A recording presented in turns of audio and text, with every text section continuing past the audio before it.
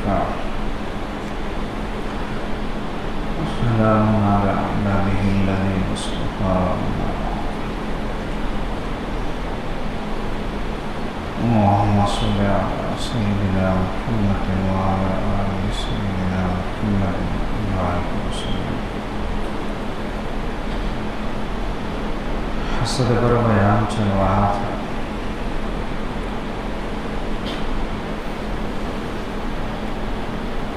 جس بندے کو حسد کی بیماری لاحق ہو جائے تو وہ اس مرض سے چھٹکارا کیسے پائے گا؟ کیا طریقے اختیار کیے جا سکتے ہیں کہ جن کی وجہ سے حسد کی کیفیت اندر سے ختم ہو جائے؟ چنانچہ فرماتے ہیں کہ پہلا طریقہ ہے تعوذ. اگر کسی سے حسد کی کیفیت دل میں پیدا ہو تو اللہ کی پناہ مانگے. اعوذ باللہ من الشیطان الرجیم یہ پڑھے حسد کے خیالات کے آنے پر. میں اللہ پاک سے یہ عرض کر رہا ہے کہ اے اللہ یہ کیا مصیبت آ گئی، کیا معاملہ پیش آ گیا کہ میرے اندر حسد کی بیماری پیدا ہو گئی. میں دوسرے سے حسد کرنے لگا ہوں جبکہ اے اللہ میں چاہتا نہیں ہوں کہ یہ بیماری میرے اندر رہے. آپ برائے مہربانی اس بیماری کو میرے اندر سے نکال دیجیے. جو بندہ ایسے کرے گا اللہ پاک حسد کی بیماری ختم فرما دیں گے. دوسرا طریقہ جس سے حسد کو دور کیا جا سکتا ہے تقوی اختیار کرے. جس کسی کی طرف سے حسد کی کیفیت پیدا ہو اس کے بارے میں اللہ پاک سے ڈرے کہ اللہ پاک میرے دل کے حال کو جانتے ہیں. اگر میں کسی کا برا چاہوں گا تو اللہ پاک مجھ سے ناراض ہو جائیں گے. موت کی یاد اور فکر آخرت، اللہ کے سامنے حاضر ہونے کا ڈر، یہ ایسی فکریں ہیں جس بندے کو لگ جائے تو پھر دوسروں کی طرف دیکھنے کا موقع ہی نہیں ملتا. اسے اپنی ہی فکر پڑی ہوتی ہے. جیسے کل بھی یہ بات کہی گئی تھی کہ جس انسان کو اس بات کا خیال ہو کہ ایک دن مرنا ہے، قبر ہے، حشر ہے، اللہ کے سامنے کھڑے ہونا ہے، اللہ پاک سوال کریں گے، جواب دینا پڑے گا. پتہ نہیں جنت منزل بنے گی کہ جہنم منزل بنے گی. فرشتے عزت و اکرام کا معاملہ کریں گے کہ ہنٹر لے کر ماریں گے. جس کو یہ سب فکریں لگ جاتی ہیں تو اسے دوسروں سے حسد کرنے کا موقع نہیں ملتا، دوسروں سے دشمنی کرنے کا موقع نہیں ملتا، دوسروں کے تعلق سے کینہ دل میں پالنے کا موقع نہیں ملتا. وہ اپنی فکر میں لگا ہوتا ہے. تقوی اختیار کرے. تیسرا طریقہ ہے حسد سے دور بھاگنے کا صبر. جو بندہ صبر اختیار کرتا ہے حسد کی بیماری سے بچ جاتا ہے. اگر صبر کی نعمت اس کو حاصل ہوگی، دوسروں کی تکلیفوں کو برداشت کرنے کی طاقت ہوگی تو دوسروں کے تعلق سے حسد اس کے دل میں آئے گا ہی نہیں. کسی کے بارے میں وہ خواہ بدگمانی وغیرہ کرے گا ہی نہیں.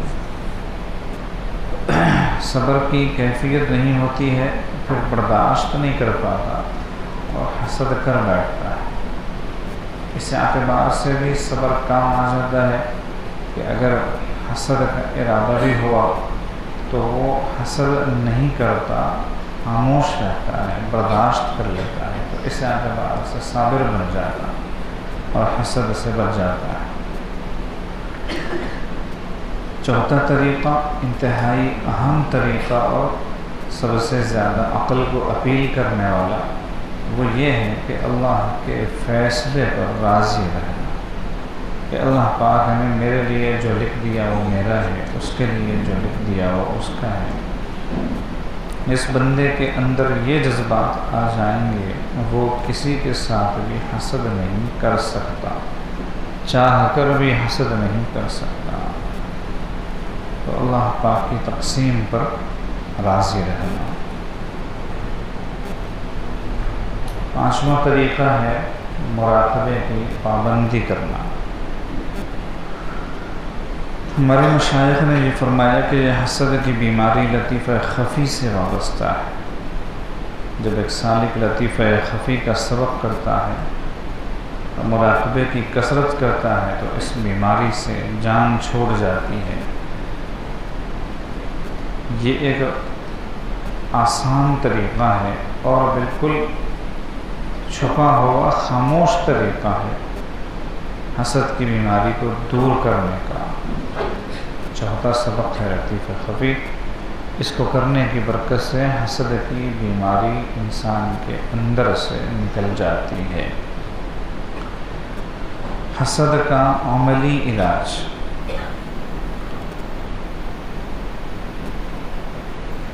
اگر کسی بندے کو محسوس ہو کہ میرے دل میں حسد ہے، فلاں کے بارے میں حسد ہے، جلن کی کیفیت ہوتی ہے، تو مشائخ نے فرمایا کہ حسد کی کیفیت کی مخالفت کرو۔ حسد کی کیفیت کی مخالفت کرو۔ کیسے کریں گے؟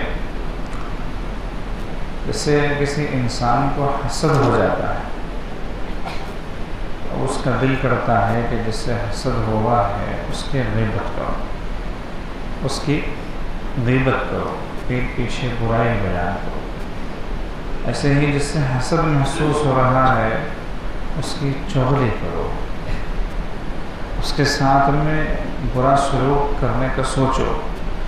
تو یہ جو کیفیت پیدا ہوتی ہے تو ان سب کا الٹ کرنا، جیسے ہی غیبت کرنے کا تقاضا پیدا ہوا اس کی تعریف کرنا، دل کھول کر اس کی تعریف کرنا۔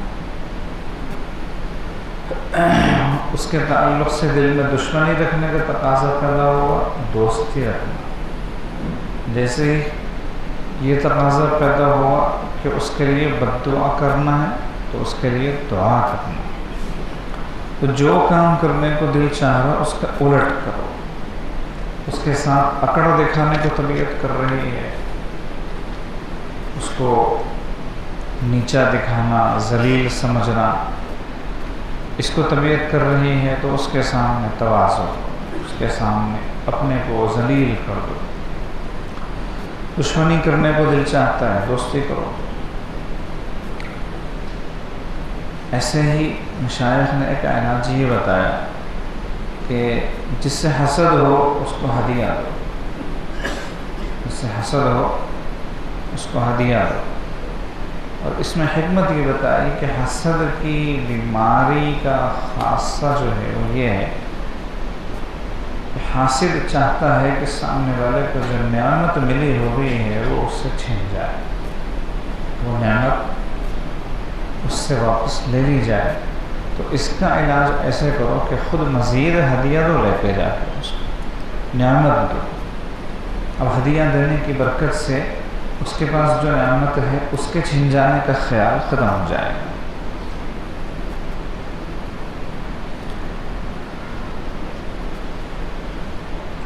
اور آخری بات یہ ہے کہ جس سے حسد محسوس ہو دونوں ہاتھ اٹھا کر اللہ کے دربار میں اس کے لیے دعا مانگو۔ جس سے حسد محسوس ہو رہا ہے اس کے لیے دعا کرو۔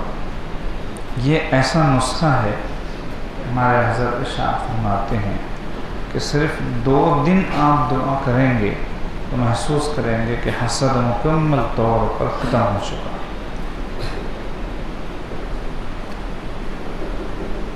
حسد کی آگ میں کیوں جل رہے ہو، کف افسوس تم کیوں مل رہے ہو، خدا کے فیصلے پر کیوں ہو ناراض، جہنم کی طرف کیوں چل رہے ہیں؟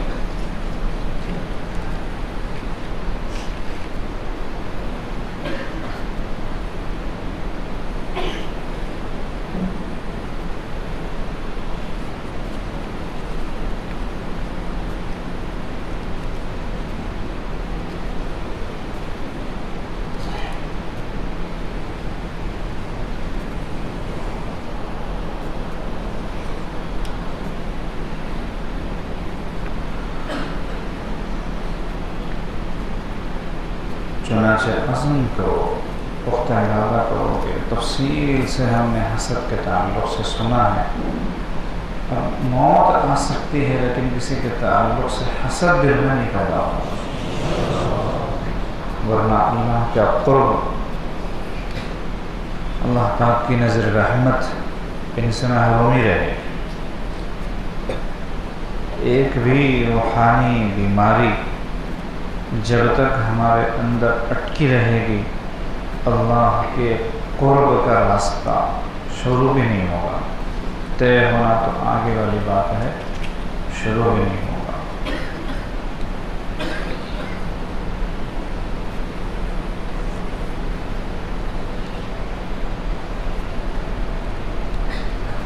جو آدمی اللہ کا ولی بننا چاہتا ہے، دوست بننا چاہتا ہے، اس کے لیے جو اہم باتیں بیان ہو رہی تھیں، ان میں اب اگلی بات ہے نظروں کی حفاظت کرنا،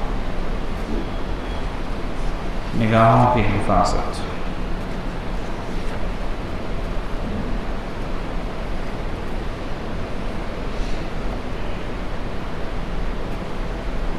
یہ ایک ایسا عمل ہے، نگاہوں کی حفاظت نہ کرنا، جس میں انسان ظاہری طور پر بے شک نہ مبتلا رہے، لیکن باطنی طور پر، خفیہ طور پر مخلوق سے بچا کر یقیناً مبتلا رہتا ہے، الا ماشاء اللہ۔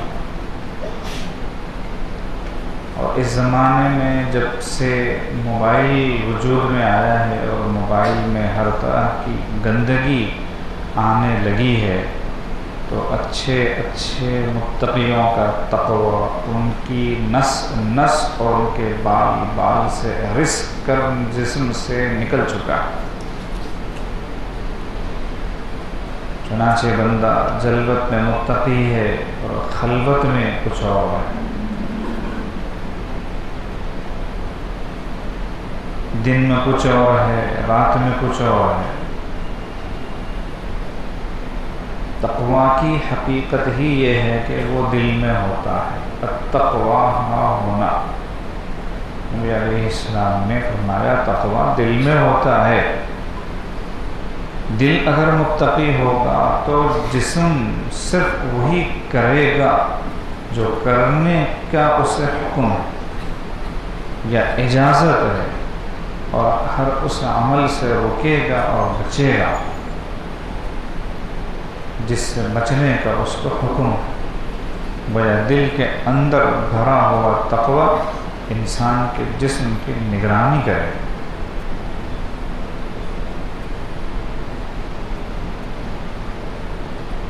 تقوی کی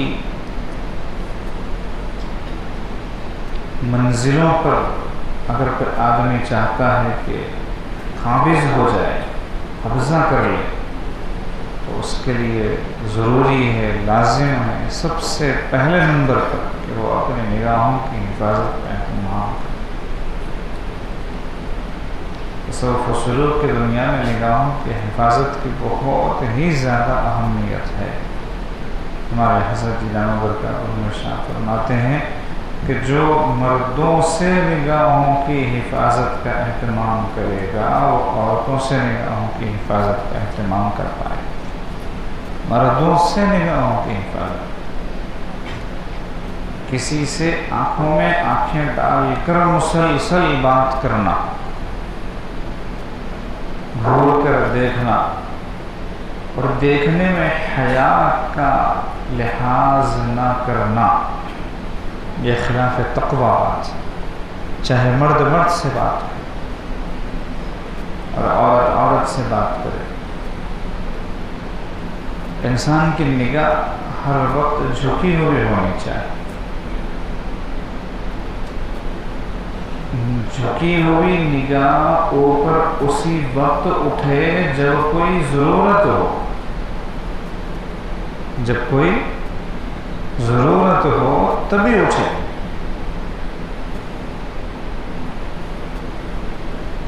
اصلاً نگاہوں کو جھکا ہوا ہونا چاہیے، اٹھا ہوا نہیں ہونا چاہیے. جو اس کی پریکٹس کرے گا تو بدنظری کے موقع پر، نگاہوں کی حفاظت کے موقع پر اسے نگاہ جھکانے کی ضرورت نہیں پیش آئے گی کہ نگاہ تو پہلے سے ہی جھکی ہوئی ہے.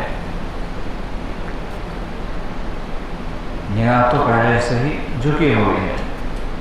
ہم لوگوں کو اس میں دشواری اس لیے پیش آتی ہے کہ نگاہوں کو ہمیشہ اٹھا کر رکھنے کی عادت ہے، اور اٹھی ہوئی نگاہیں جلدی جھکتی نہیں ہیں. اس لیے بدنظری سے بچنے کا جب موقع آتا ہے تو بچنا مصیبت بن جاتا ہے. اس لیے مردوں سے بھی نگاہوں کو نیچی رکھ کر بات کرنے کا اہتمام کریں گے تو خواتین سے نگاہوں کو نیچی رکھنا آسان ہے. چنانچہ اللہ پاک نے حکم فرمایا قُلْ لِلْمُؤْمِنِينَ يَغُضُّوا مِنْ أَبْصَارِهِمْ. اے محبوب علیہ السلام آپ مومن مردوں سے یہ فرما دیجئے کہ نگاہوں کو نیچی رکھیں. یہاں کی کہاں کہا گیا ہے کہ جب نگاہ کے غلط استعمال کا خطرہ ہو تو نگاہ نیچی رکھیں؟ اس آیت مبارکہ میں کہاں یہ بات کہی جا رہی ہے کہ جب تمہارے سامنے کوئی نامحرم آ جائے تو تم نگاہ نیچی رکھو؟ یہاں مطلقاً یہ بات کہی جا رہی ہے کہ نگاہیں نیچی رکھو. ہمیشہ نگاہ نیچی رہنی چاہیے. جب ضرورت پڑے تب نگاہ اٹھاؤ، پھر نیچی نگاہ شرم و حیا کی علامت ہوا کرتی ہے، اور اٹھی ہوئی نگاہ بے حیائی کی علامت ہوا کرتی ہے.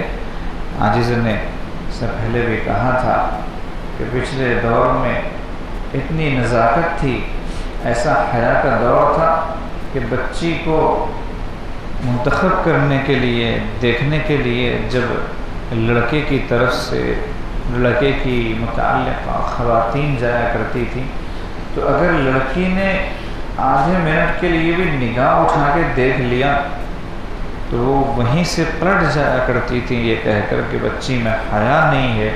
اس کو چاہیے تھا کہ نگاہیں مسلسل نیچی رہتی، اس نے نگاہ اٹھا کر ہمیں دیکھا. نگاہوں کا اٹھا ہوا ہونا یہ حیا کے خلاف بات ہے. تو نظروں کی حفاظت کرنا، اور نظروں کی حفاظت اس لیے کرنا کہ اللہ کی غیرت سے ڈرنا. اللہ کی غیرت سے ڈرنا کیا مطلب ہے؟ بدنظری کی بنا پر اللہ پاک کئی چیزوں سے محروم کرتے ہیں اور کئی طرح کی سزائیں دیتے ہیں. ہمارے حضرت ارشاد فرماتے ہیں کہ اس اوقات تو اللہ پاک خاتمہ بالخیر سے محروم کر دیتے ہیں اور ایمان پر موت نہیں آتی. لیکن یہ جو بات بتائی گئی ہے کہ بدنگاہی کرتے ہوئے اللہ کی غیرت سے ڈریں، یہ کیا بات ہے؟ حضرت جی دامت برکاتہم ارشاد فرماتے ہیں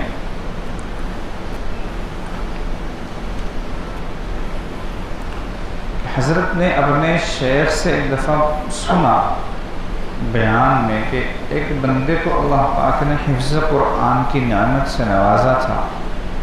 اس نے بدنگاہی کی تو پورے 20 سال کے بعد میں وہ قرآن پاک بھول گیا. حضرت فرماتے ہیں کہ تھوڑا سا اس چیز کو سمجھنے میں دشواری ہوئی بظاہر، تو ہم نے اپنے شیخ سے پوچھا کہ اس کا کیا مطلب ہے، کیونکہ اپنے آپ پر ڈر لگ رہا ہے کہ صرف ایک دفعہ کی بدنگاہی پر پورے 20 سال کے بعد میں قرآن عظیم الشان بھول جانا. تو حضرت مرشد عالم رحمۃ اللہ علیہ نے فرمایا کہ اللہ کی غیرت کا معاملہ ہے، اللہ پاک کی غیرت کا معاملہ ہے۔ اس کی تفصیل یہ ہے کہ کسی کی بھی بیوی یہ بات پسند نہیں کرتی کہ اس کا خاوند کسی اور کو دیکھے، کسی اور کی طرف نظر کرے، یہ برداشت نہیں کرتی۔ اگر اسے پتہ چل جائے تو جھگڑا کرے گی، لڑے گی، ہنگامہ مچائے گی۔ بالکل اسی طرح اللہ پاک بھی نہیں چاہتے کہ میرا بندہ میرے بجائے کسی اور کی طرف متوجہ ہو۔ آنکھ سے دیکھے گا تو دل سے ادھر متوجہ ہو جائے گا، دل کا قبلہ بجائے اللہ کے غیر اللہ ہو جائے گا۔ اس لیے اللہ کو غیرت آ جاتی ہے کہ اس کو میری طرف متوجہ رہنا چاہیے، بجائے اس کے یہ مخلوق کی طرف متوجہ ہو رہا ہے، دنیا کے حسن کے پیچھے بھاگ رہا ہے اور خالق حسن کو بھول رہا ہے، تو اللہ پاک کو برداشت نہیں ہوتا اور اللہ پاک اس طرح کا معاملہ کر دیتے ہیں۔ جتنے طلباء چاہے دینی تعلیم حاصل کرتے ہوں یا عصری تعلیم حاصل کرتے ہوں، بھول کی شکایت کرتے ہیں کہ بھول جاتے ہیں، یاد نہیں رہتا، بہت محنت کرتے ہیں، یاد کرتے ہیں، لیکن اگلے دن بھول جاتے ہیں، پکی 100% بات ہے کہ وہ بدنظری کا شکار ہے، بدنظری کا شکار ہیں، اس وجہ سے بھولنے کا مرض ان کو لاحق ہے۔ کوئی بھی گناہ انسان کے ذہن کو کمزور کرتا ہے۔ گناہ گار صائب الرائے نہیں ہو سکتا۔ صائب الرائے کا مطلب یہ ہے کہ وہ کچھ کہے تو وہ بات درست ہو، صحیح ہو، دل کو لگے، دماغ کو اپیل کرے، اس بات میں کچھ دم محسوس ہو۔ گناہ گار بندہ ایسا ہرگز نہیں ہو سکتا۔ گناہوں میں ڈوب کر انسان دوسرے کو مشورہ دیتا ہے، رائے دیتا ہے۔ کئی لوگ مختلف گناہوں میں مبتلا رہ کر مل بیٹھتے ہیں، کسی اہم معاملے میں بات چیت کرتے ہیں، ایک دوسرے کو مشورہ دیتا ہے، دوسرا تیسرے کو مشورہ دیتا ہے، اور پوری کی پوری مجلس گناہ گاری والے لوگوں کے ساتھ بھری ہوئی ہے۔ ظاہر سی بات ہے وہاں درست بات زبان سے نکلے گی کیسے، اور اگر نکلے گی بھی تو سامنے والا اسے لے گا کیسے اور سمجھے گا کیسے۔ گناہ گاری یقیناً عقل کو معوف کرتی ہے، عقل کو کمزور کرتی ہے۔ اسی لیے اللہ والوں کی عقل میں اور گناہ گاروں کی عقل میں زمین آسمان کا فرق ہوتا ہے۔ یہی وجہ ہے کہ ہم جب مشائخ کی خدمت میں حاضر ہوتے ہیں اور ان سے کوئی بات پوچھتے ہیں، مشورہ کرتے ہیں، تو وہ آدھے منٹ میں 1 منٹ میں ہم کو ایسی بات بتاتے ہیں، ایسی صلاح دیتے ہیں، مشورہ دیتے ہیں کہ ہم اشک کر اٹھتے ہیں اور یہ سوچتے ہیں کہ اتنے دنوں سے میں سوچ رہا ہوں لیکن کبھی یہ بات میرے ذہن میں نہیں آئی، اس طرف میرا ذہن نہیں گیا۔ یہ سوچتا ہے بندہ، یہ کیا ہے اصل میں؟ گناہوں سے بچنے کی برکت سے اللہ پاک نے ذہن کو کھولا ہوا ہے کہ وہ کوئی بھی چیز سامنے آتی ہے تو اس کی اچھائی یا برائی کو اور اس کے فائدہ مند ہونے کو یا نقصان دہ ہونے کو پکڑ لیتے ہیں۔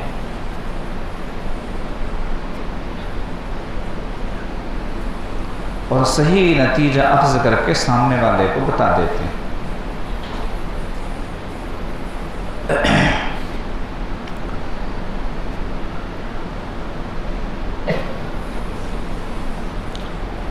فرماتے ہیں کہ بدنگاہی سے انسان ایسی نعمتوں سے محروم ہو جاتا ہے جو نعمتیں واقعتاً نعمت کہے جانے کی حقدار ہیں۔ علم سے محروم ہونا، حفظ سے محروم ہونا، موت کے وقت ایمان سے محروم ہونا، نماز کے مزے سے محروم ہونا، عبادت کی لذت سے محروم ہونا، اللہ کی محبت سے محروم ہونا، تو بدنگاہی سے بچنا بہت زیادہ ضروری ہے۔ فرماتے ہیں نہ ظاہر میں کسی غیر محرم کو دیکھیں، یعنی چلتی پھرتی تصویر، سامنے سے کوئی نامحرم آ رہی ہو، عورت آ رہی ہو تو اس کو نہ دیکھیں، یہ مطلب اسکرین پہ نامحرم کو نہ دیکھیں۔ موبائل کا اسکرین ہے، ٹی وی کا ہے، گھور کے اس پر نامحرموں کو نہ دیکھیں۔ اور ایسے ہی پرنٹ جو تصویر ہوتی ہے، چھپی ہوئی تصویر، اس پر بھی نہ دیکھیں۔ نظروں کی حفاظت کریں۔ نظروں کی حفاظت کرنے سے ایمان کی حلاوت انسان کو نصیب ہوتی ہے۔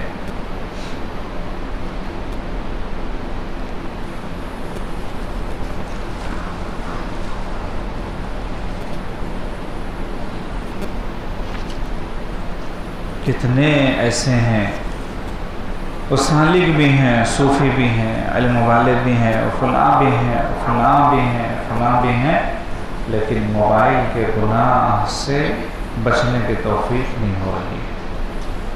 موبائل کے گناہ میں ملوث، اور بڑی آسانی سے کان پر جیسے جو بھی نہیں رینگ رہی ہے، احساس تک نہیں ہو رہا ہے کہ کیا کر رہے ہیں، موبائل کے گناہوں میں مبتلا۔ اور بہت سے لوگ تو تعویلیں کر رہے ہیں۔ کیسی تعویلیں؟ کہ موبائل پر ہی ہمارا کام ہے، ہم کو گھنٹوں اس میں مصروف رہنا ہے، اب کہاں تک بچیں گے ہم؟ بچنا مشکل ہے، آپ بچ کے دکھائیے۔ ایسی ڈھٹائی اور اس طرح کی تعویل اور اس طرح منہ زوری کرنا، یاد رکھیں موت کے وقت ایمان سے محروم کرنا تو ہوتا ہی ہوتا ہے، زندگی میں بھی اللہ پاک ایمان کی حلاوت سے ہمیشہ محروم کرتے ہیں۔ یہ جو نمازوں میں دل نہ لگنا ہے، یہ جو روزوں میں مزہ نہ آنا ہے، یہ جو تلاوت کرتے ہوئے طبیعت کا اگتا جانا ہے، یہ جو تسبیح ہاتھ میں لے کر 2-4 دفعہ سبحان اللہ کہہ کے تسبیح ہاتھ میں ڈال لینا ہے، یہ جو بڑے ذوق و شوق کے ساتھ بہت اندر کی خواہش اور جذبے کے ساتھ تہجد کے لیے اٹھ کر وضو کر کے تہجد کی نماز کے لیے رکعت باندھ لینا، اور پھر ایک دم سے طبیعت کا اچاٹ ہو جانا، اور جہاں آدھے گھنٹے تک تہجد میں مشغول رہنے کا ارادہ تھا، وہاں 5 منٹ میں 2 سجدے مار کر سلام پھیر دینا، یہ بدنظری والے گناہ سے نہ بچنے کا وبال ہے۔ جو آدمی اس گناہ سے بچتا ہے، اللہ پاک اسے عبادتوں کی حلاوت نصیب فرماتی ہے، عبادتوں کے مزے آتے ہیں۔ بندہ بدنگاہی اس لیے کرتا ہے کہ دل میں غیر اللہ بھرا ہوتا ہے، اس لیے بدنگاہی کرتا ہے۔ ہمارے حضرت جی دامت برکاتہ ارشاد فرماتے ہیں، جب پیٹ حرام سے خالی ہو اور دل غیر سے خالی ہو تو سجدوں میں مزے آتے ہیں۔ پیٹ کا حرام سے خالی ہونا اور دل کا غیر سے خالی ہونا ضروری ہے، تاکہ سجدوں کی لذت نصیب ہو۔ اسی کو کہا تھا کسی نے، تیرا دل تو ہے صنم آشنا، تجھے کیا ملے گا نماز میں۔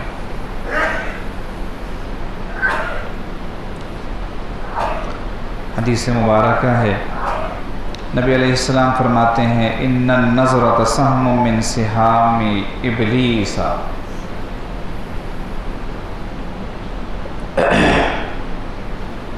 من ترکها من مخافتی ابدلته ایمانا یجد حلاوته فی قلبه۔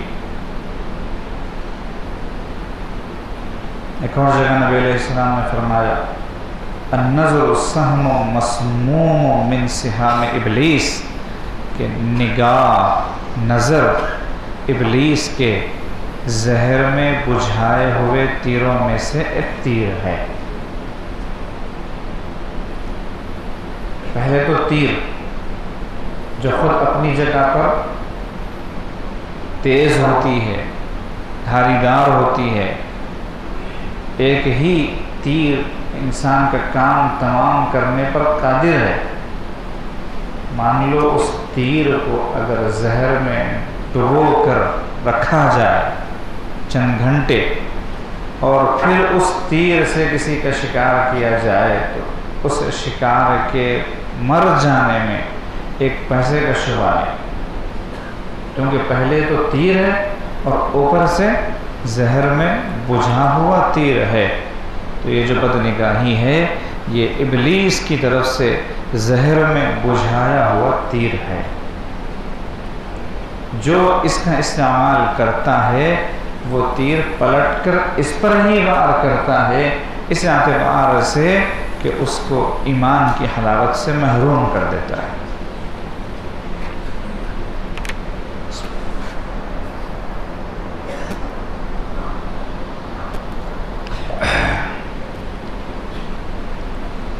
نبی علیہ السلام نے فرمایا جو میرے ڈر سے، میری ناراضگی کے ڈر سے بدنگاہی سے بچے گا، پرہیز کرے گا، نگاہوں کو نیچی کر لے گا، تو میں اسے ایمان کی حلاوت نصیب کروں گا جس کو وہ اپنے دل میں محسوس کرے۔ اب یہ کیا چیز ہوتی ہے؟ بدنگاہی سے ہم بچیں اور پھر محسوس کریں ایمان کی حلاوت کیا چیز ہوتی ہے۔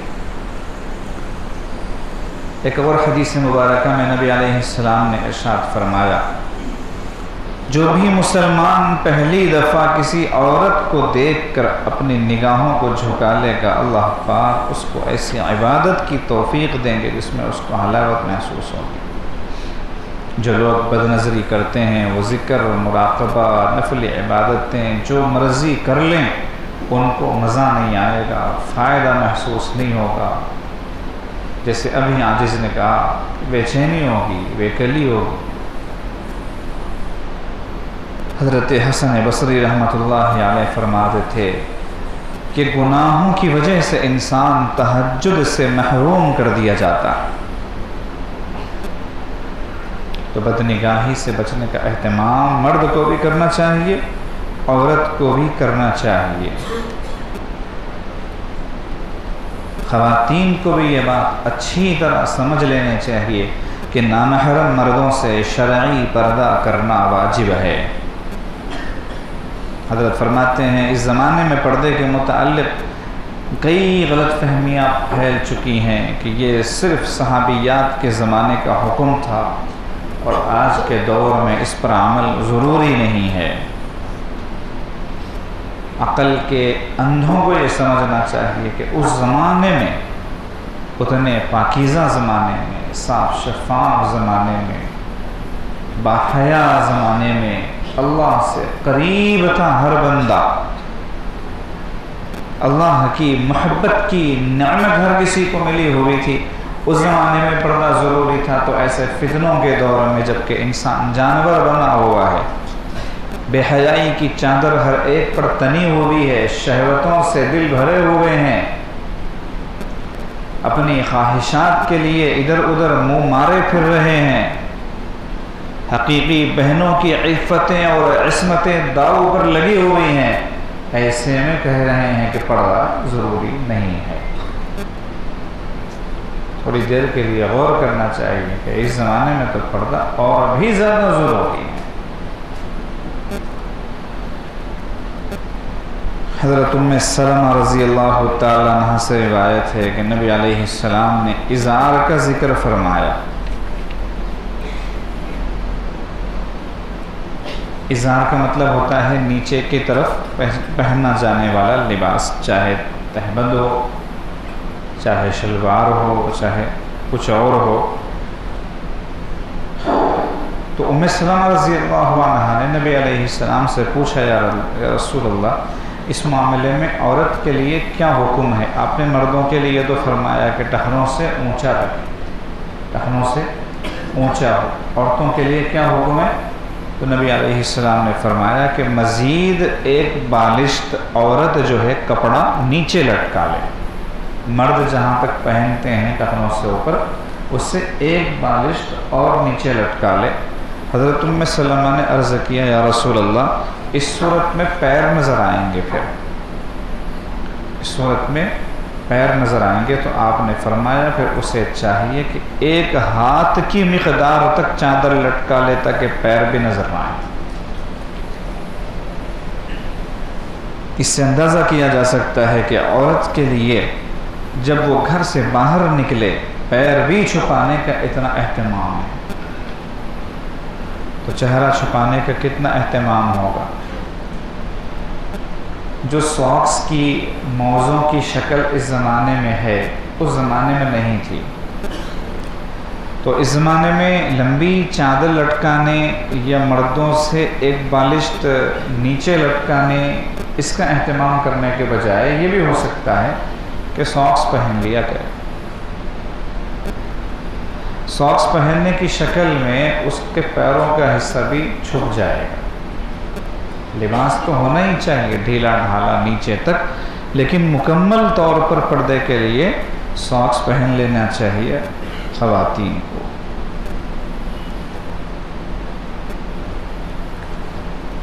یہاں غور کرنے والی بات یہ ہے کہ جب پیر چھپانے کا اتنا اہتمام ہے تو چہرہ چھپانے کا کتنا اہتمام ہونا چاہیے، جبکہ پیر انسان کو اتنا متوجہ نہیں کرتے جتنا چہرہ متوجہ کرتا ہے.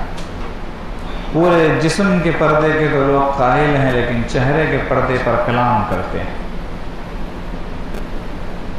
اصل تو چہرہ ہی ہے. کیوں اسلام پردے کا حکم دیتا ہے، کیوں بدنگاہی سے بچنے کا حکم دیتا ہے، اس کی تاکید کرتا ہے کہ اسلام کا ایک مزاج ہے کہ وہ جڑ کو کاٹ دیتا ہے. اسلام کا ایک مزاج کہ جڑ کو کاٹ دیتا ہے، کہ بدنگاہی کی وجہ سے ہی آگے تک مسائل چلیں گے. پھر بدنگاہی کی وجہ سے ہی انسان کا دل مائل ہوتا ہے کسی کی طرف، پھر بدنگاہی کی وجہ سے ہی مزید دیکھنا چاہتا ہے، بدنگاہی کی وجہ سے ہی اس سے بات کرنا چاہتا ہے، بدنگاہی کی وجہ سے ہی ملاقات کرنا چاہتا ہے. ساری وجوہات بدنگاہی سے پیدا ہوتی ہیں. بدنگاہی اصل ہے.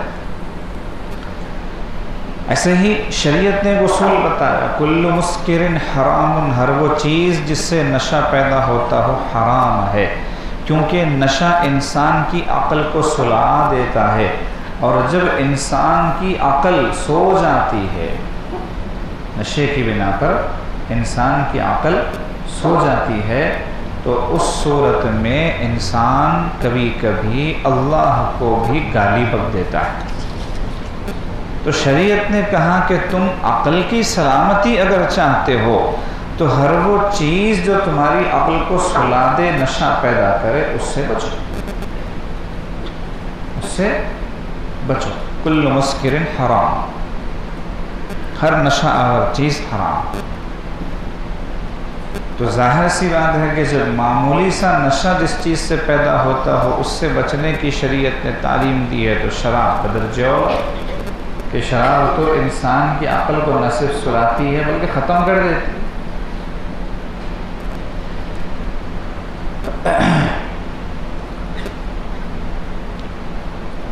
ایسے ہی غیبت،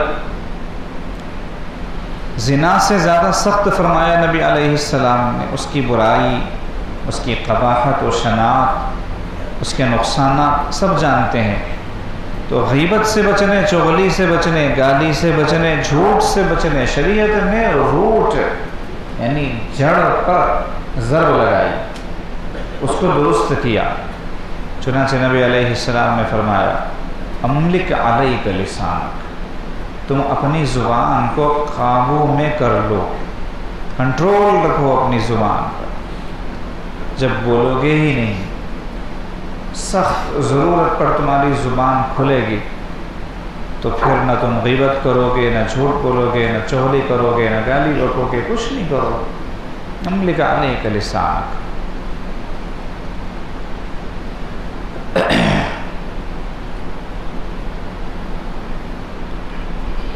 چنانچہ زنا کی ابتدا جو ہے وہ نظر سے ہوتی ہے. نبی علیہ السلام نے ارشاد فرمایا کہ آنکھوں کا زنا دیکھنا ہے، کانوں کا زنا سننا ہے، زبان کا زنا بولنا ہے، ہاتھ کا زنا پکڑنا ہے، پیر کا زنا اس طرف چل کے جانا ہے.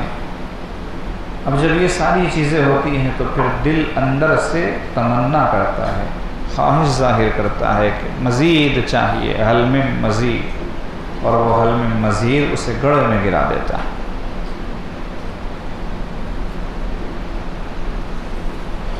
امام غزالی رحمۃ اللہ علیہ احیاء العلوم میں لکھتے ہیں کہ جو انسان اپنی نظروں کی حفاظت نہیں کر سکتا وہ کبھی بھی اپنی شرمگاہ کی حفاظت نہیں کر سکتا.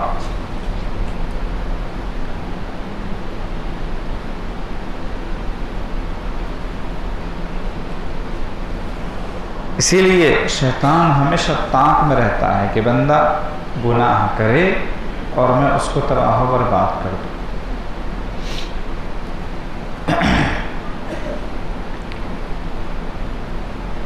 حضرت ذوالنور مصری رحمۃ اللہ علیہ فرماتے ہیں کہ نظر اٹھا کر دیکھنا حسرت کا باعث بن جاتا ہے.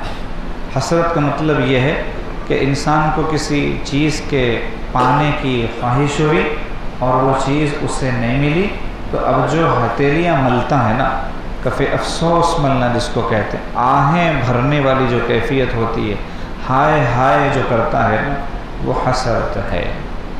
تو حسرت پیدا ہو جاتی ہے نظر اٹھا کر دیکھنے سے، اور اس حسرت کا کوئی فائدہ نہیں، کچھ ہونے والا نہیں اس حسرت سے. اس کی ابتدا افسوس اور اس کا آخر ہلاکت ہے. حسرت کی بدنظری کی ابتدا جو ہے اس میں حسرت ہوتی ہے، اور حسرت کی ابتدا میں افسوس اور آخر میں ہلاکت. بندہ جو ہے کتنا اپنے آپ کو کنٹرول میں کرے گا اور کتنا اپنے آپ کو بچانے کی کوشش کرے گا. ایک چیز چاہا وہ ملی نہیں تو اب اس کے پیچھے بھاگے گا تو آخر میں ہلاکت مقدر ہو جائے. آگے فرماتے ہیں جو بندہ اپنی نگاہوں کا تابع بنا وہ بندہ اپنی موت کا تابع بنا، اپنی موت کے پیچھے چلا.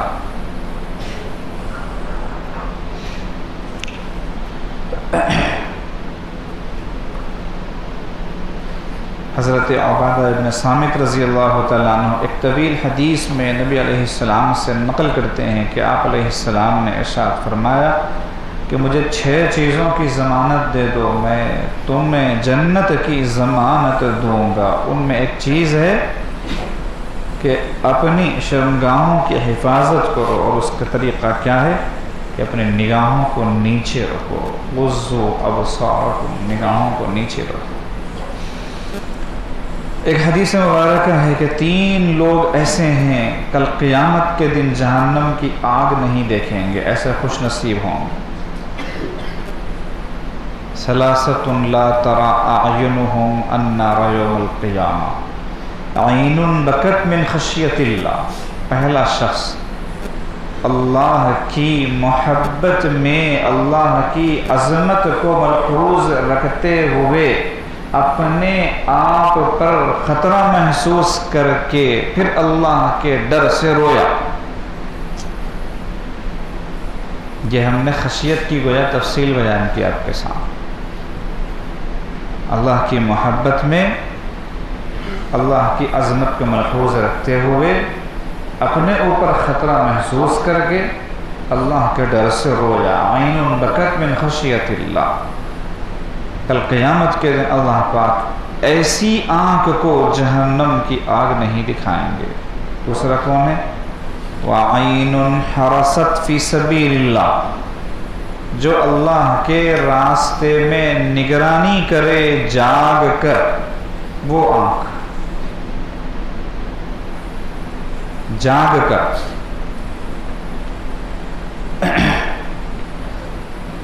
ایسی آنکھ کل قیامت کے دن جہنم کی آگ نہیں دیکھے گی۔ وَعَيْنٌ غَزَّتْ عَنْ مَحَارِمِ اللَّهِ، اور ایک آنکھ وہ جن چیزوں کو دیکھنے سے اللہ نے منع کیا ہے ان سے اپنے آپ کو روکے۔ اللہ نے فرمایا نامحرم سے اپنی نگاہوں کو بچاؤ، تو نامحرم سے نگاہوں کو بچائے، تو ایسے بندے کو اللہ پاک کل قیامت کے دن جہنم کی آگ سے بچائیں گے۔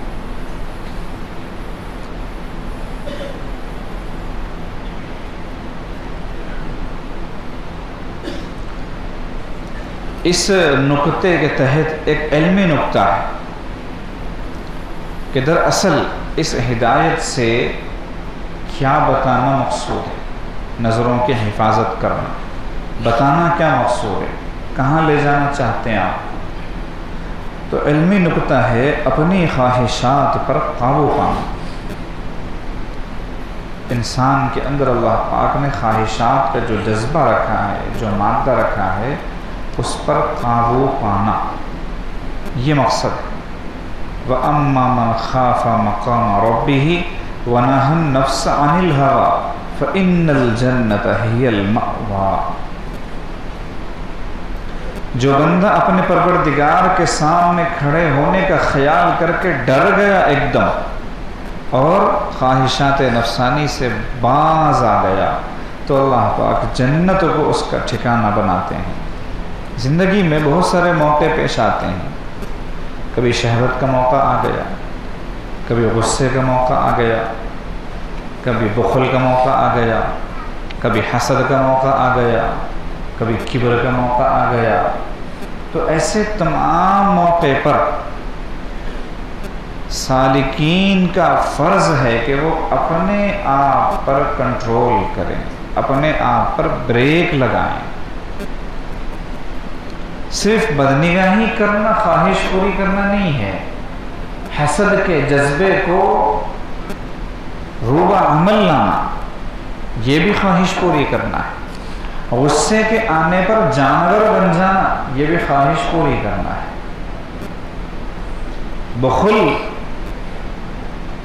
بخیلی کرنا، کنجوسی کرنا، یہ بھی خواہش پوری کرنا ہے۔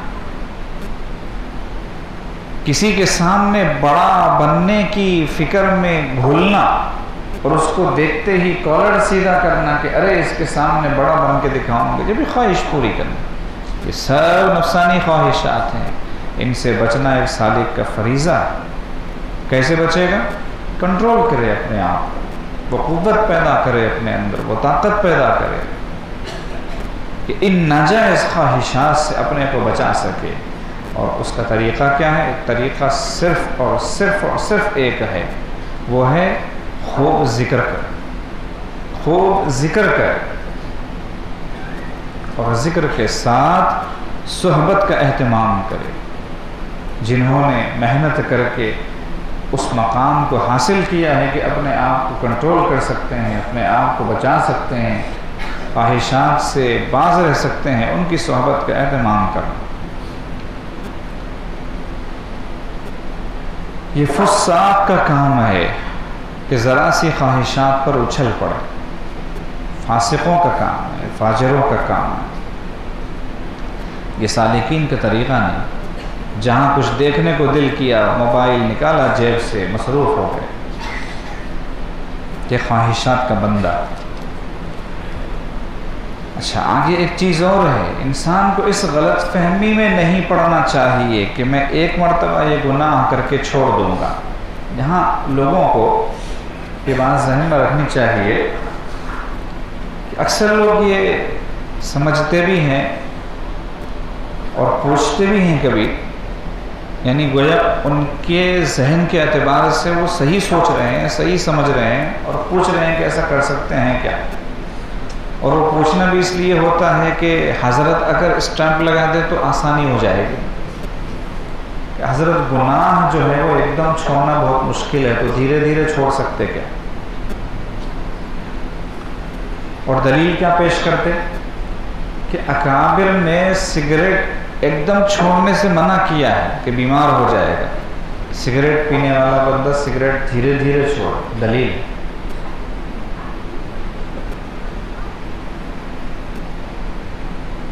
تو ایسے ہوشیار بننے کی کوشش کرتے ہیں، لیکن یہ ہوشیاری جو ہے فقیروں کے پاس نہیں چلتی، اللہ والوں کے پاس۔ آپ کو سمجھنا چاہیے کہ وہ گناہ ہے، وہ عادت ہے۔ یہ سگریٹ پینا چھوڑنے کی بات آپ کر رہے ہیں کہ دھیرے دھیرے، مشائخ نے خود بتایا کہ دھیرے دھیرے چھوڑو، وہ عادت کے بارے میں کہا، گناہ کے بارے میں نہیں کہا۔ اس کو شریعت نے مطلقاً ناجائز اور حرام قرار دیا ہے، گناہ کا لفظ کہا ہے کہ یہ گناہ ہے، وہاں یہ دھیرے دھیرے نہیں چلتا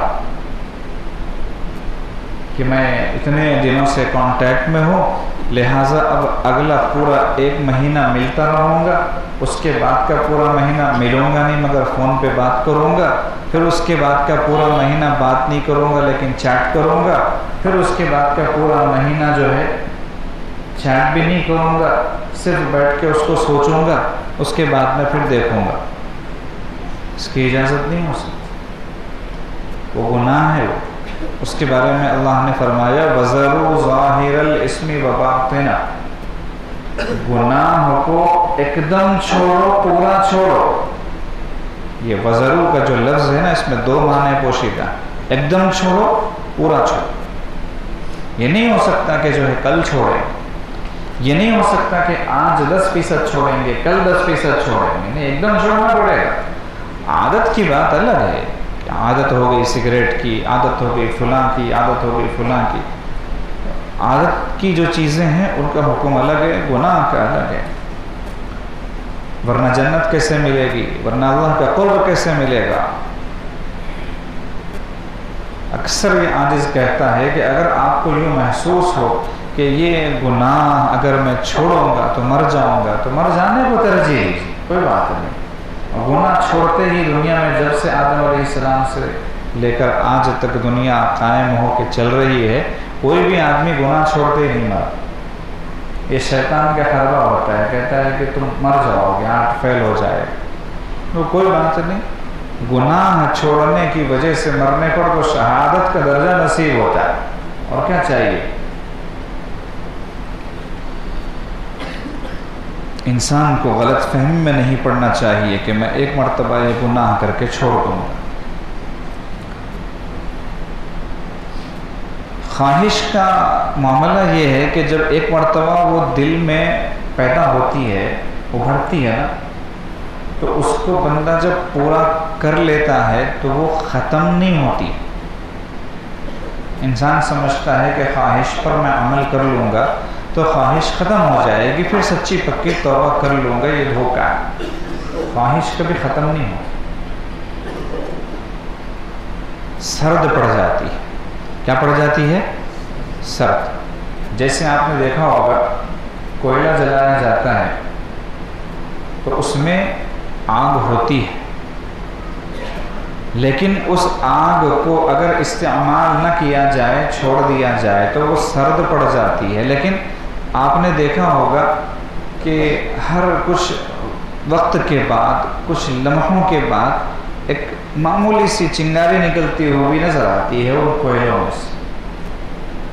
آگ لگی ہوئی نہیں ہے، آگ بھڑک نہیں رہی ہے، جل نہیں رہی ہے، لیکن ہلکی سی چنگاری جو ہے محسوس ہوتی ہے، جیسے ہلکی سی لائٹ آئی، بجھ گئی۔ اب آپ وہاں جائیے قریب، اس کو ہوا دیجئے، کوئی چیز لے کے اس کو ہوا دیجئے ان کوئلوں کو، تو آگ اندر سے نکل آئے گی۔ ٹھیک خواہشات کا یہی معاملہ ہوتا ہے کہ وہ، کیونکہ انسان کی جو طاقت ہے، قوت ہے، جو کیپیسٹی اس کے اندر ہے، جب ایک مرتبہ وہ ختم ہو جاتی ہے تو اس کو دوبارہ بننے کے لیے تھوڑا ٹائم لگتا ہے۔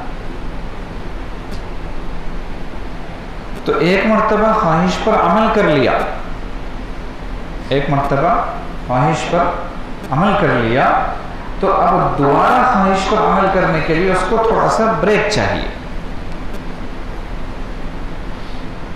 تو وہ وقفہ لیتا ہے، اس کو وہ سمجھتا ہے کہ خواہش ختم ہو گئی، ختم نہیں ہو گئی، سرد پڑی، ٹھنڈی پڑ گئی۔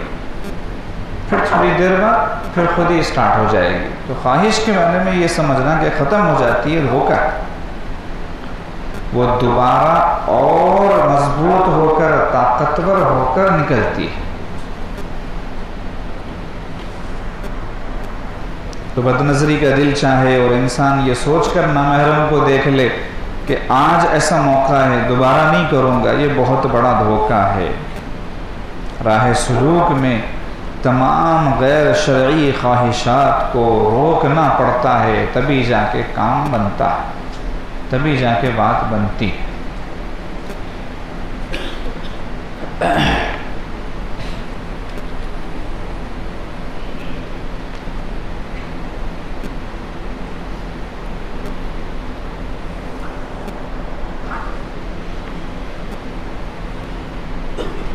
شرعی پردے پر اس سے پہلے جس نے عرض کیا تھا، آپ میں سے بہت ساروں کو یاد ہوگا، اور عمل میں اب تک جو ہے 10 لوگوں نے سنا ہوگا تو 9 کے عمل میں نہیں آیا ہوگا شرعی پردہ.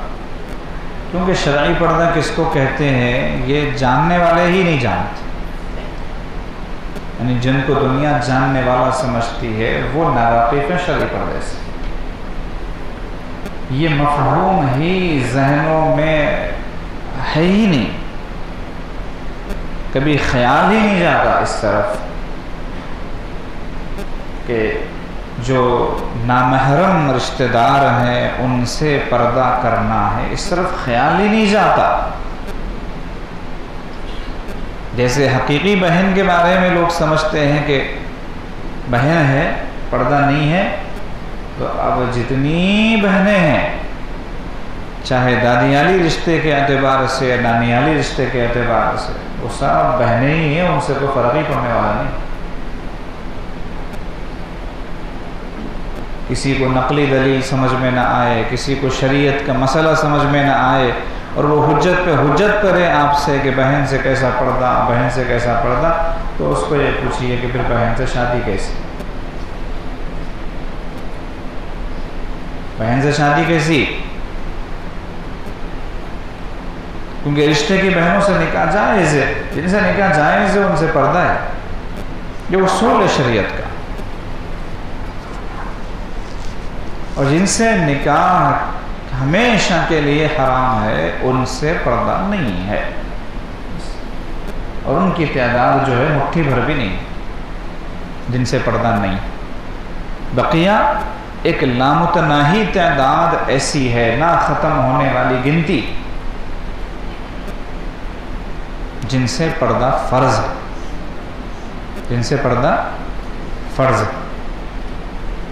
تو شرعی پردے کا اہتمام سالک کو کرنا چاہیے، کیونکہ غیر محسوس طریقے سے رشتہ دار نامحرم عورتوں سے پردہ نہ کرنے پر غیر محسوس طریقے سے تقویٰ کمزور ہوتا جاتا ہے. گھنٹہ بھر مراقبہ کر لیا، 2 گھنٹے مراقبہ کر لیا، یا ذکر جہری کر لیا، سری کر لیا، یعنی اپنی روحانی بیماریوں کو ختم کرنے کے لیے دوائی لی روحانی، اور اس کے بعد پھر نامحرم رشتہ دار سے بے پردگی بھی ہو گئی، بات چیت ہو گئی، آمنا سامنا ہو گیا. آپ بتانا کیفیت ذکر کے بعد کیا تھی، اور اس گناہ میں ملوث ہونے کے بعد پھر دل کا حال کیا ہوا، یہ بتانا. سارا ضائع ہو جائے گا، 1 گھنٹے کا مراقبہ ختم ہو جائے گا، 2 گھنٹے کا مراقبہ ختم ہو جائے گا. اس لیے شرعی پردے کا اہتمام لازماً کریں. تھوڑی دقت پیش آتی لیکن بہانے بازیوں سے کام نہ لیں. کئی لوگ اس میں سب سے پہلا بہانہ جو بناتے ہیں وہ یہ، جوائنٹ فیملی سسٹم میں آپ پردہ کر کے دکھائیے. ٹھیک ہے، ہم دکھانے کے لیے تیار.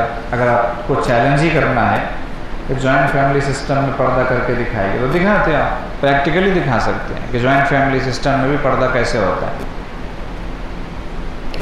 شرم و حیا کی نعمت سے اگر اللہ ہم نے نوازا ہو، شریعت کی عظمت دل میں ہو، اللہ کے حکم کی اہمیت کو سمجھا ہوا ہو، اللہ کی محبت کا ہلکا سا بھی مزہ چکا ہوا ہو، شریعت کو زندہ کرنے کا تھوڑا سا بھی ارادہ کیا ہوا ہو، تو وہ ہر حال میں یہ حکم بجا لائے گا۔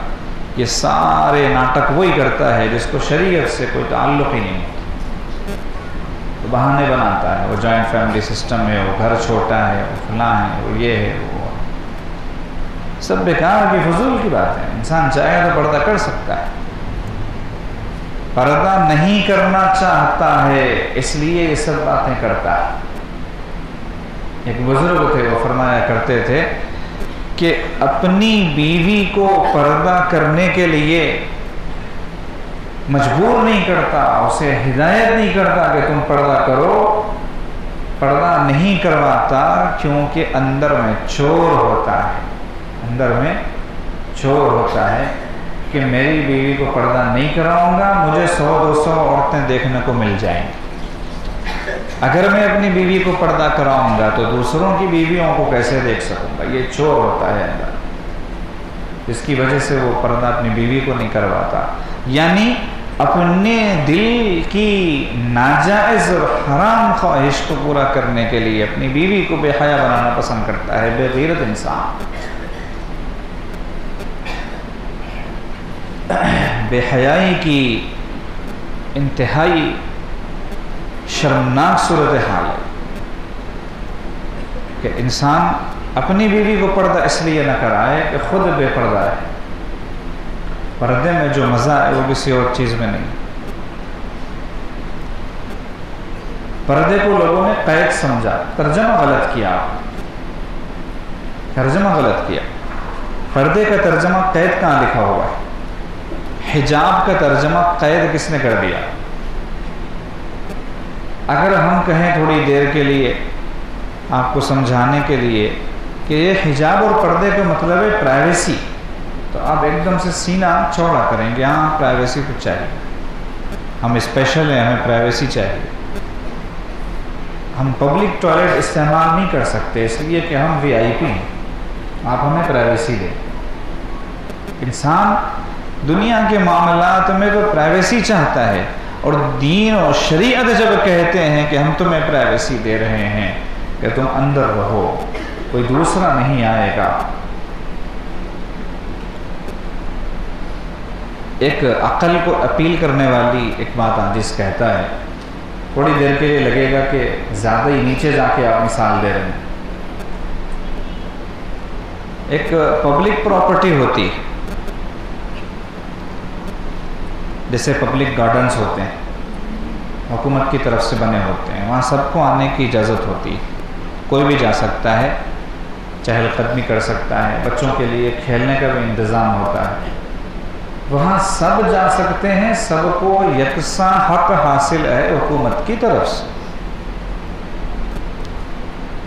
پبلک پراپرٹی ہے، بنائی ہی گئی ہے عوام کے لیے، عوام کی سہولت کے لیے۔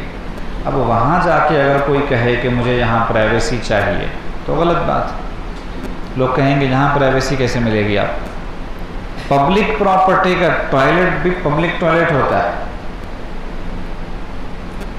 وہاں بھی آدمی یہ نہیں دکھا سکتا کہ اس کو میرے لیے آپ خاص کر دیجئے، ریزرو کر دیجئے میرے لیے، نہیں کہہ سکتا ہو، کیونکہ وہ پبلک پراپرٹی میں ہے نا، تو پبلک ٹوائلٹ ہے۔ یہ مثال سمجھ میں آئی؟ جو لوگ یہ چاہتے ہیں کہ پردہ نہ ہو، بے پردگی ہو، ہم بے پردہ رہیں، سامنے والے بھی بے پردہ رہیں، نہ ہم اپنے آپ کو پردہ کروائیں گے کسی سے، نہ ہم سے کوئی دوسرا پردہ کرے، تو وہ پبلک پراپرٹی اور پبلک ٹوائلٹ والے۔ اور جو بندہ پردہ خود بھی کرتا ہے اور سامنے والے سے بھی اس بات کا تقاضا کرتا ہے، مطالبہ کرتا ہے کہ آپ بھی پردہ کیجیے اور کروائیے، وہ پرائیویسی چاہنے والا شریف بندہ ہے، VIP بندہ ہے، اسپیشل بندہ ہے۔ آئی بات سمجھ میں؟ تو شرعی پردے کو گھروں میں رواج دو۔ وہ صادق ہی نہیں جس کی زندگی میں اب تک شرعی پردہ نہیں آیا۔ کہیں پر مرد رکاوٹ بن جاتے ہیں شرعی پردے کے لیے، تو کہیں عورتیں رکاوٹ بن جاتی ہیں۔ مرد کرنا چاہتے ہیں عورتیں روک دیتی ہیں، عورتیں کرنا چاہتی ہیں مرد روک دیتے ہیں۔ دونوں کو چاہیے کہ دین میں ایک دوسرے کا تعاون کریں، کہ یہ مطلوب ہے، قرآنی ہدایت ہے، وَتَعَاوَنُوا عَلَى الْبِرِّ وَالتَّقْوَى وَلَا تَعَاوَنُوا عَلَى الْإِثْمِ وَالْعُدْوَانِ، کہ تم نیکی تقوی کے کاموں میں ایک دوسرے کی ہیلپ کرو، تعاون کرو، اور گناہ اور سرکشی کے کاموں میں ایک دوسرے کا ساتھ نہ دو۔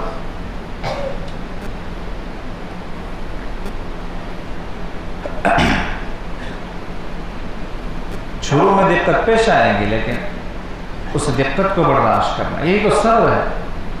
صبر کی 3 قسمیں ہیں۔ الصبر علی الطاعہ، نیکی کے کام کرنے پر صبر کرنا، فجر میں اٹھنا، اس سے پہلے تہجد میں اٹھنا، سردی ہے، گرم پانی کا بھی نظم نہیں ہے، ٹھنڈے پانی سے وضو کرنا ہے، برداشت کرو، صبر کرو، اس پر اجر ملے گا۔ یہ ہے الصبر علی الطاعہ، نیکی پر صبر۔ دوسرا ہے الصبر علی المصیبہ، کوئی آفت آ گئی، کوئی حادثہ پیش آ گیا، کوئی آزمائش آ گئی، اس پر صبر کرنا، جم جانا۔ اور ایک ہے الصبر عن المعصیہ، گناہ سے بچنے پر صبر کرنا۔ حضرات علماء کرام نے فرمایا کہ صبر کی اعلیٰ قسم ہے یہ، گناہ سے بچنے پر جو دل پر آرے چلتے ہیں انہیں جھیل لینا، برداشت کرنا، یہ ہے الصبر عن المعصیہ۔ شرعی پردہ کرنے پر، گویا نہیں کریں گے تو گناہ کریں گے، تو گناہ سے بچنے پر اب جو صبر کریں گے آپ، کسی کا تانا برداشت کرنا ہے، کسی کی طرف سے کچھ سننے کو مل گیا، کسی کی طرف سے کچھ سننے کو مل گیا، ان سب چیزوں کو جھیل لیں گے، برداشت کر لیں گے تو اس پر اجر ملے گا۔ کوئی کہے گا دنیا میں تم اکیلے ہی پیدا ہوئے کہ دین پر عمل کرنے والے، تم سے پہلے جو تھے مردود تھے کیا وہ؟ ایک بزرگ کو ایک خاتون نے لکھا کہ آپ شرعی پردے کے بارے میں اتنا تاکیدی کلام کرتے ہیں اور لوگوں کو سمجھاتے ہیں، بتاتے ہیں، ہم نے تو دیکھا ہے کہ اچھے لوگ پردہ نہیں کرتے ہیں۔ اب اس کی مراد علم والے بھی تھے، فضل والے بھی تھے، نیکی تقوی والے بھی تھے، دوسروں کو بولنے بتانے سمجھانے والے بھی تھے، اس کی مراد وہ لوگ تھے۔ تو بزرگ نے جواب دیا، ان کو اچھے نہیں کہتے، یہ آپ کی غلط فہمی۔ جس کی زندگی میں شریعت کا ایک اہم حکم نہ ہو، ایک اہم حکم، تاکیدی حکم شریعت کا، پردہ، وہ اس کی زندگی میں نہیں ہے اور آپ اس کو اچھے کہہ رہے ہیں، آپ کا دھوکہ ہے۔ وہ اچھے نہیں۔ پتہ چلا کہ شرعی پردے پر عمل نہ کر کے کوئی انسان اپنے آپ کو متقی نہیں بول سکتا۔ جو انسان اپنی رشتے کی بہنوں سے پردہ نہیں کرتا، متقی کا ٹائٹل اس کے ساتھ نہیں لگایا جا سکتا، فضول ہے، تقوی نہیں ہے اس کے اندر۔ اس لیے عاجز اکثر کہتا ہے عبادتیں کرنا آسان ہے، جو اللہ پاک کی طرف سے کرنے کے کام ہے نا، فرض ادا کرنا، سنتیں ادا کرنا، نفلیں پڑھنا، تلاوت کرنا، صدقہ خیرات کرنا، فلاں کرنا، جو جتنے کرنے کے کام ہے نا، کوئی اگر بندہ کر رہا ہے تو اس کو آپ عبادت گزار کہیں۔ کیا کہیں اس کو؟ عبادت گزار، اس کو پرہیزگار نہیں کہتے۔ عجیب اس طرح ہے ہمارے معاشرے میں، نماز پڑھنے والے کو پرہیزگار کہتے ہیں۔ پرہیز کس چیز کا کر رہا ہو؟ وہ تو نماز پڑھ رہا ہے۔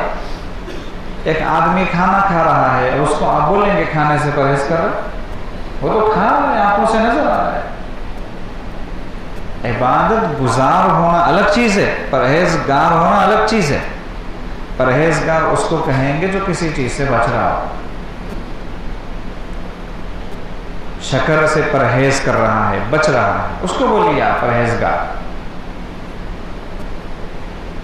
ڈاکٹر نے کولیسٹرول بڑھنے کے ڈر سے اس کو گوشت سے بچنے کی ہدایت کی ہے، تو اب وہ گوشت سے بچ رہا ہے تو آپ اس کو پرہیزگار بولیے، گوشت کھانے والے کو پرہیزگار تھوڑی بولیں گے۔ یا ہم لوگ جو ہے نماز پڑھنے والے کو پرہیزگار بولتے، روزہ رکھنے والے کو پرہیزگار بولتے، تلاوت کرنے والے کو پرہیزگار، اور نیک پرہیزگار آدمی کیوں پرہیزگار؟ نفلیں پڑھتے ہیں، بنیادی غلط ہے۔ پرہیزگار گناہوں سے بچنے والے کو کہتے ہیں، تقوی اختیار کرنے والے کو کہتے ہیں۔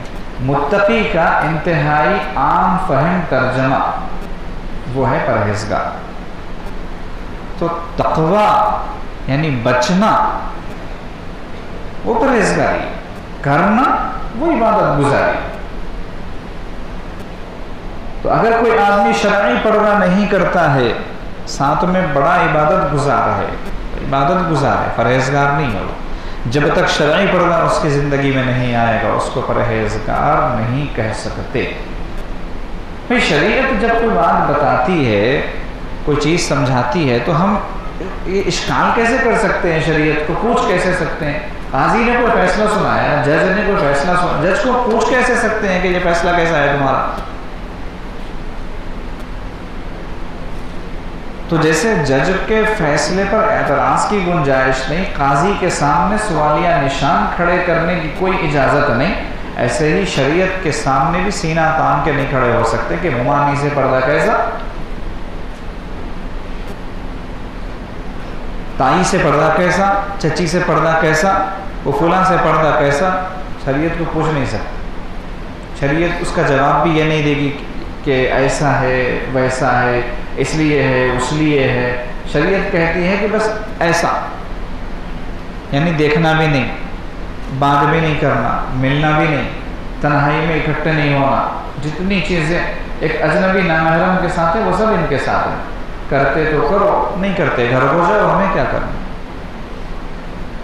ہنٹر لے کے کوئی کھڑا ہوا تھوڑی، اعتراضات تو نہیں کرنا چاہیے، کم سے کم عمل کی توفیق نہیں ہو رہی ہے تو آنسو بہو اللہ کے سامنے کہ عمل کی توفیق نہیں ہو رہی ہے، ایمان کمزور ہے، یقین کمزور ہے، آپ سے محبت میں کمزور ہیں، تعلق میں کمزور ہیں، آنسو بہو اللہ کے سامنے، اللہ پر توفیق دیں۔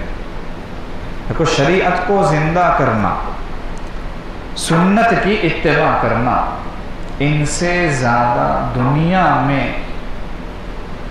مقبول ترین عمل اللہ کی نظر میں کوئی اور نہیں۔ شریعت زندہ کرنا، سنت کی اتباع کرنا، بقیہ سب چیزیں ان کے بعد ہی آتی ہیں، ان کے بعد ہی آتی ہیں۔ تو آج بھی لوگ کہتے ہیں اچھے اچھے گھرانوں میں شرعی، وہ اچھے اچھے گھرانے ہے ہی نہیں، اللہ ان کو اچھا گھرانہ بنا دے۔ یوں سمجھیے کہ عبادت گزاری سے اچھا گھرانہ نہیں بن جاتا، پرہیزگاری ساتھ میں ہونی چاہیے تو اچھا گھرانہ بنے گا۔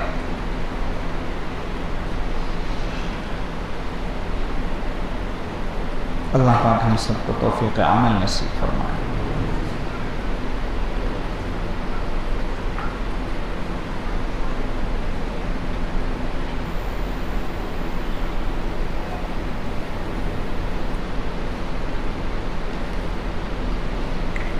توبہ کے کلمات پڑھ لیجئے، سچے دل سے نیت کیجئے کہ ہم پچھلی زندگی سے سچی پکی توبہ کرتے ہیں اور آئندہ زندگی انشاءاللہ نیکی تقویٰ پر گزاریں گے، ایسی نیت ہوتی ہے۔ اللہ پاک ویسی مراد پوری فرماتے ہیں۔ الحمدللہ وکفیٰ وسلام علی عبادہ الذین اصطفیٰ، اما بعد۔ پڑھیے بسم اللہ الرحمن الرحیم۔ لا الہ الا اللہ محمد رسول اللہ، آمنت باللہ وملائکتہ وکتبہ ورسلہ والیوم الآخر والقدر خیرہ وشرہ من اللہ تعالی والبعث بعد الموت۔ آمنت باللہ کما ہوا اسمائہ وصفاتہ وقبلت جميع أحكامه إقرارا باللسان وتصديقا بالقلب أشهد أن لا إله إلا الله وأشهد أن محمدا عبده ورسوله استغفر الله ربي من كل ذنب وأتوب إليه برحمتك يا أرحم الراحمين.